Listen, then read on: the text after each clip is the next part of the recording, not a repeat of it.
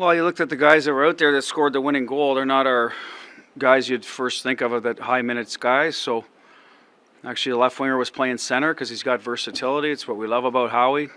Mike Amadio's played some center for us, and Barbie has in the past. So coming out of a power play, it's a good mix, so to speak. Happy for them.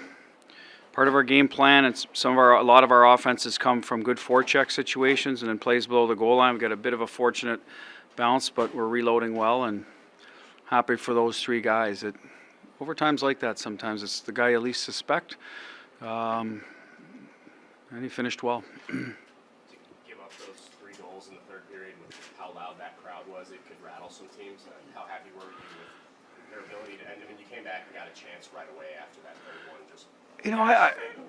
We weren't. It's funny because you look at it, and I know when I'll go through it, and obviously they had shots, but I didn't feel like we were in trouble. That's the thing. Like, we've had games where it's been sustained pressure. We can't get out of our end. We iced the puck.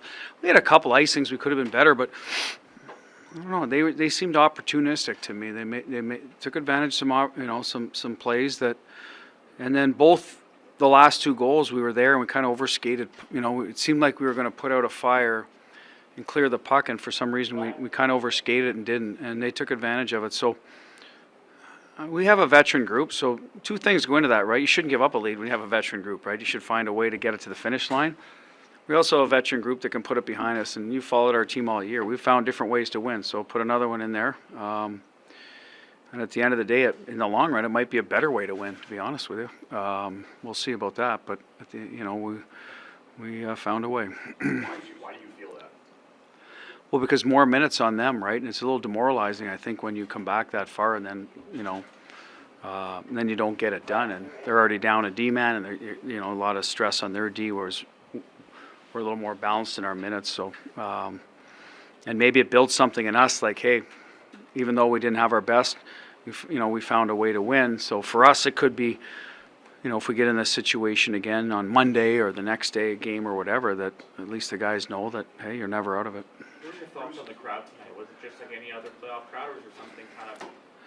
That was great at first. I mean, I'd heard a lot about, listen, you watch it on TV. I remember watching Dale Howardchuk, the original, I think it was the original whiteout way back when. So it was great being a Canadian to see it. Great fan support. It's loud. Listen, I think every building would be like that. Would be awesome for the players, because this time of year, and you can use it to whether you're home or the road. So great for them supporting their team. Nice of us to give them a reason to get back off their hands there in the third period. Sell a few more kokanee, and but at the end of the day, it's a great atmosphere, and it should be.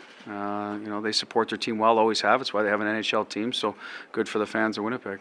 Bruce, the Amadio goal, it's such a typical overtime goal, like you mentioned. But is it also a testament to the journey that he's traveled with your team? Yeah, Mike's had a tough go, having a consistent NHL career. He comes to Vegas, gets an opportunity last year because of all the injuries, as much as anything, takes advantage of that opportunity, comes to camp. We're not sure where he fits because you got a new coach again. He's probably starting over thinking, geez, I just, made a little headway. But he's been a good fit for us in different spots. And we've used him, if you follow us, in probably 5 or 6 different line combinations. He's on another one with Jack, now in Marshy. And he's played his game. I think with Mike, the biggest thing I've seen is his consistency and his details have changed from the start of the year. Like that, the start of the year, we would have had to been on him to reload above to get that, and he was automatically coming out, and the puck just happens to find him. So as a coach, you're almost like looking at it like, listen, this is all the blood, sweat, and tears you put into coaching, and this is where it becomes rewarding, because he gets rewarded by doing the right thing. And he's been better on the walls. He's working hard on being strong on pucks, managing pucks. So his game has grown, and I think he had 16 goals. You know what I mean? That's a good production for a guy that's moved around a lot, doesn't have a steady line. So very popular guy with his teammates. So happy for him. Owens just said that Josh Norris is out for the series. What does that mean for you guys? Well, it's not going to change our approach. I mean, obviously that's a heavy minute, highly productive player that they miss, and their depth will have to come through for them. Someone else will have to step up. And look at their decor today, right? They stepped up, obviously, so other guys were ready to play.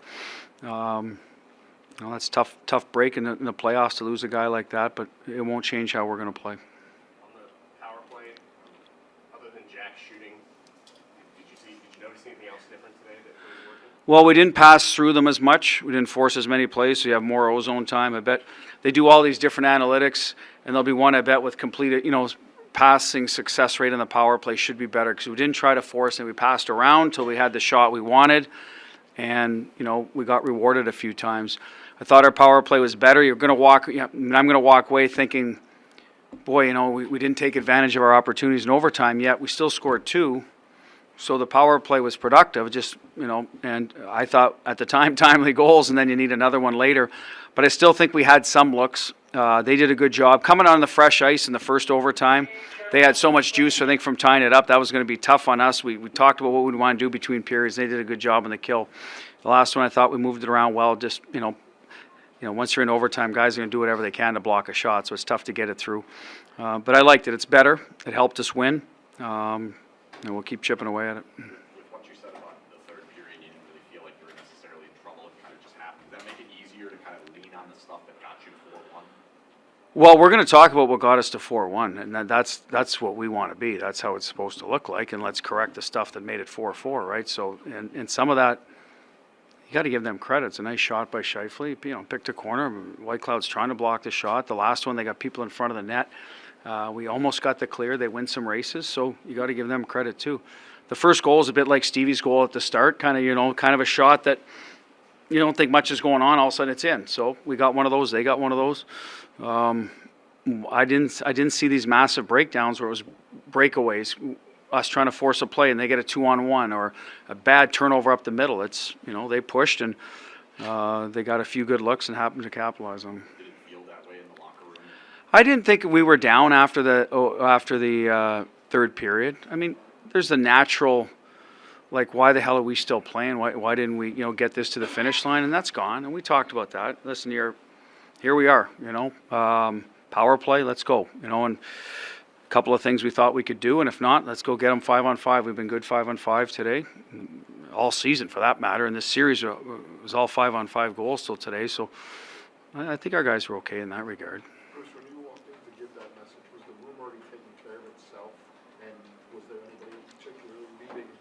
Well, I think our guys were just doing their normal talking about how we got, how do we get back to our game. And for us, it was a lot of playing, they bought into playing behind their D. We feel that if we can forecheck well, we have a big team, we got 4 lines that we can take advantage of and limit some of their offense. I think Winnipeg does a good job with their deactivating. If we can force them to go 200 feet through us, it would be tougher for them to create offense. So, no, I don't know if there's one particular guy. Guys are all kind of, like I said, there was no finger pointing or there was no, like what the heck, you know what I mean? I think guys are just in the moment. Time to get back to work. We won't be the first team to let a lead slip away, or weren't the first and won't be the last.